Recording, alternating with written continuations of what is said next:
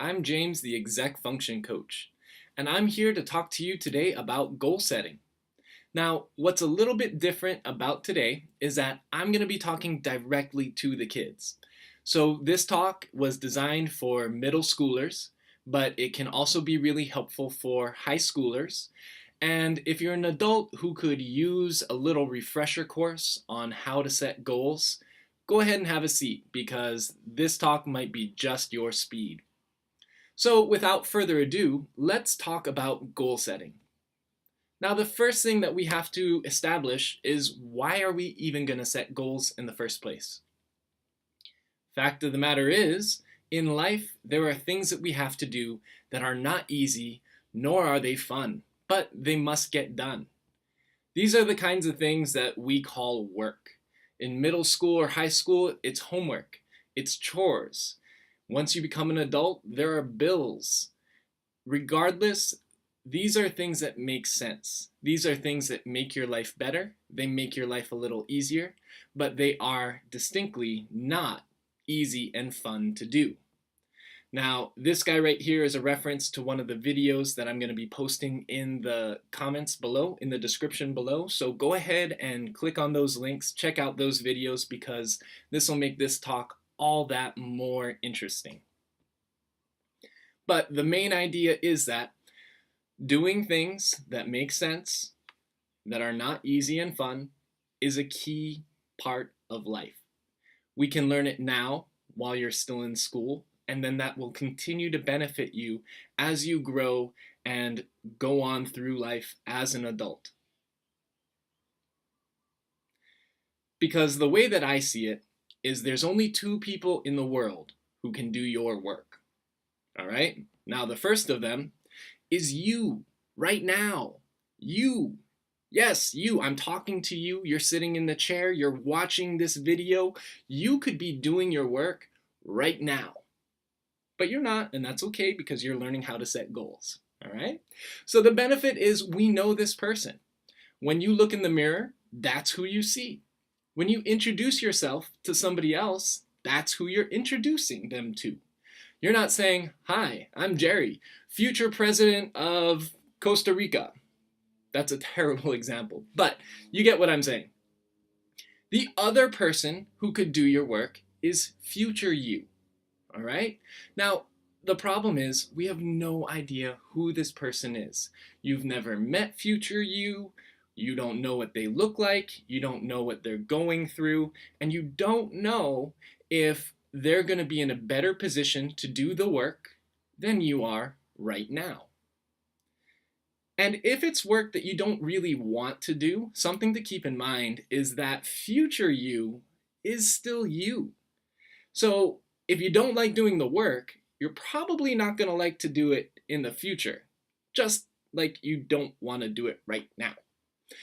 So a question you want to ask yourself is, how is future you going to look back at you right now and the decisions that you've been making every single day?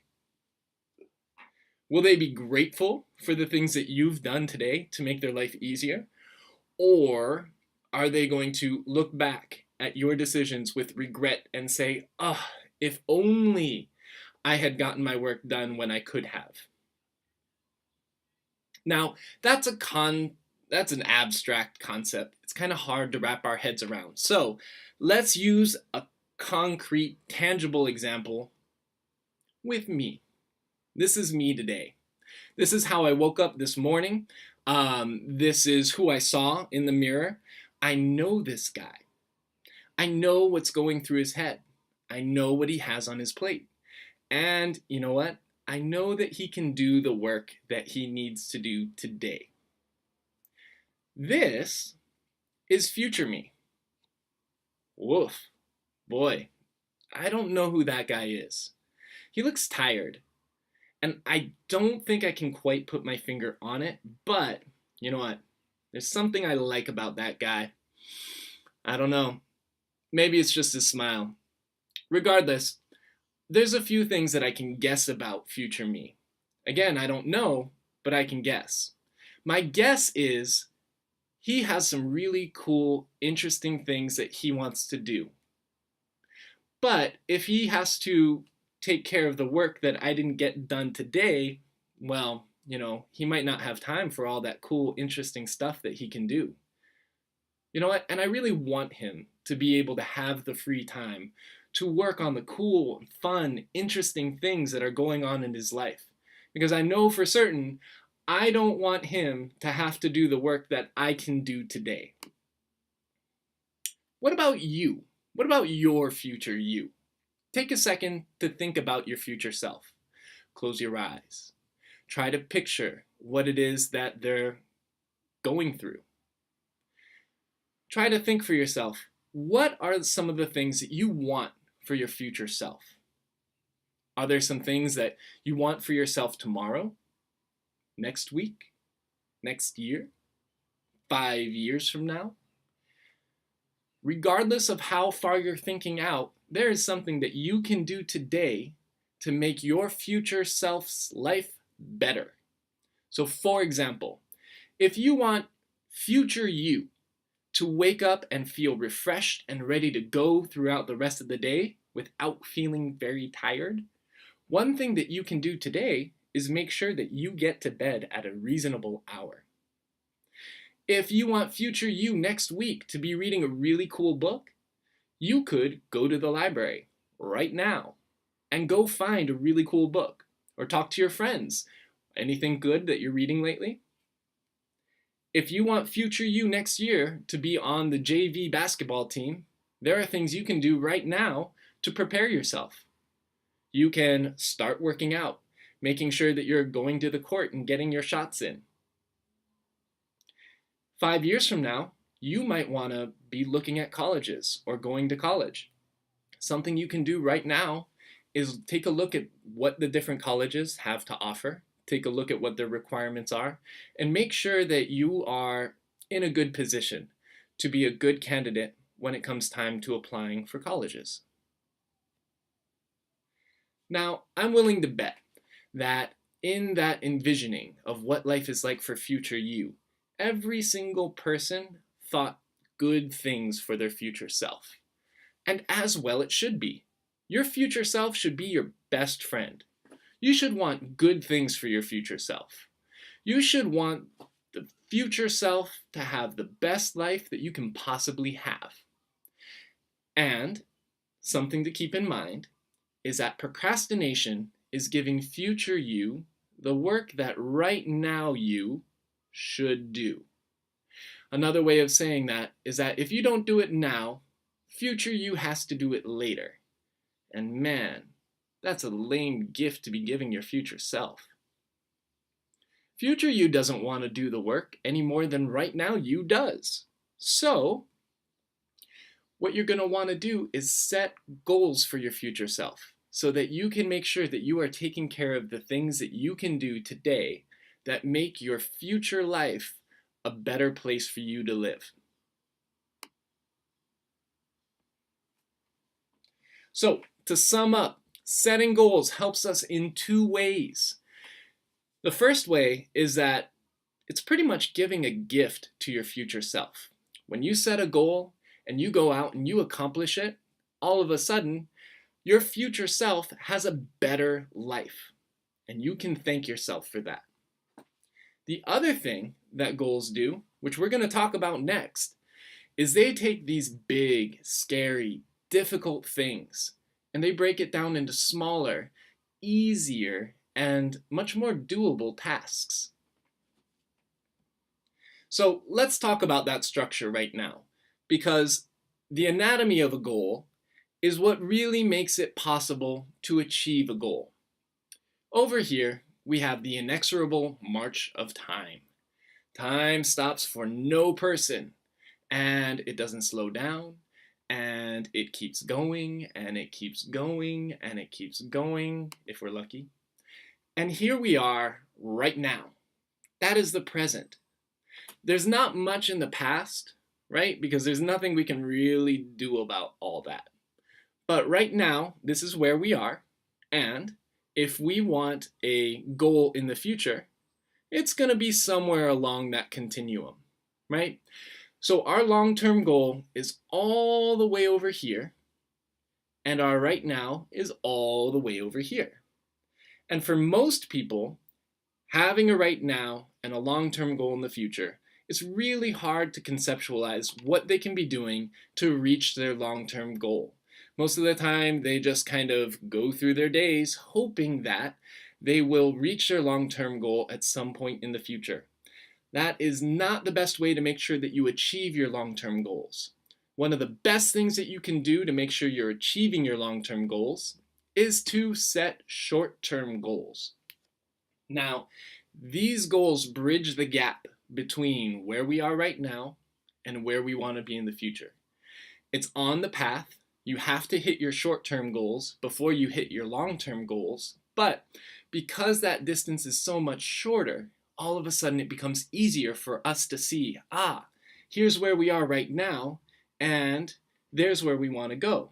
So, how do we get there? And the way that we get there is by taking one step at a time. Every single day, we are working towards our short-term goals. It's kind of like in a long-distance race, like a marathon or a 5K or a 10K. Where you are right now is the start line. You can't see the finish line, but you know it's way out there. Your short-term goals are kind of like the mile markers that mark your progress along the way. And the daily steps are the things that you do to take yourself from where you are to where you need to be. So, just to emphasize that, your finish line is like your long-term goal, and that's how you know you've made it. But from the starting line, you can't see that finish line. You just have to trust that you know it's there. And then the mile markers let you know you're on the right track. As you're making your progress towards that finish line, you're gonna see mile markers along the way. And if you continue to see those short-term goals getting accomplished, you know that you're making good progress on your long-term goals. So let's talk about those long-term goals, because really all it is asking yourself, what is life like for my future self? It's making an intentional decision to gift yourself something in particular that you want for your future you. All right? It's all about what future you is doing, how they feel about themselves.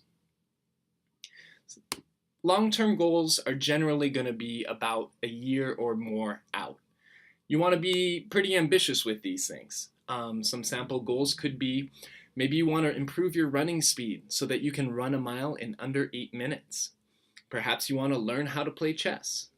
Maybe you want to read all 7 Harry Potter books. Go for it. Or perhaps you want to learn how to quilt.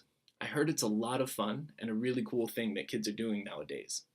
The fact of the matter is, all of these things are a long way away, and it's going to take a lot of work for you to get there. So once you've set your long-term goals, the next thing you want to do is pick what your short-term goals will be. These are the little mini accomplishments that are on the way to the long-term goals. Just like with your mile markers, they're going to mark your progress. You're not going to see a mile marker that's off the course, right? Because that wouldn't make sense. The mile markers are going to break up the distance between where you are right now and where your long-term goal will end you up. So you have to meet your short-term goals in order to accomplish your long-term goal. These are the things that can be accomplished in 12 months or less. The shorter you make these short-term goals, the more easy it's going to be to make continual progress. Make sure to set meaningful benchmarks. Sometimes if you're setting goals around grades, these can be at the semester or at the quarter or at the trimester or every other week. Set meaningful benchmarks so that as you accomplish them, you can feel some sense of, yes, I did it. Okay, check your progress and make adjustments. Now, for our long-term goals and our short-term goals, this acronym is going to be really helpful for us to make sure that we're setting good quality goals. All right, I have a video that's going to go more into detail about that, but I'm going to break it down real quick right now. So you want your goals to be specific. You want an outside observer to be able to look at your goal, look at your progress so far, and be able to say, aha, you have not reached your goal yet, but you are definitely getting closer. You want to be really targeted about what it is that you're trying to accomplish. When you say very general things like, I want to be in better shape, it's hard for you to know when you've reached your goal, or if you're just kind of continually plodding along towards that goal. Measurable. Again, you want to be able to take a look at how far you've come and be able to say exactly how far left you have to go. So if you're going to try to set a goal for yourself, make sure that you can track your progress, and along the way you can make sure that you are continuing to make progress towards that. Attainable, you want to make sure that it is a goal that is doable. A lot of times people set very ambitious goals, and that's good, but if you're not able to reach your goal, that's going to be really disheartening. You're probably going to give up at some point along the way. So set goals that you can achieve, because the more goals you achieve, the more likely you are to approach the next goal with the right attitude. Relevant is very important. A lot of times kids want to set goals that they think that their teachers or their parents think are important. But if it's not important to you, you're not going to work very hard for this goal. So when you're setting a goal, work with your teachers, work with your parents to make sure that you're setting relevant goals. Goals that will have a specific impact on your life that you find value in. And finally, time-based. Setting a deadline is what's going to make you work hard towards your goal.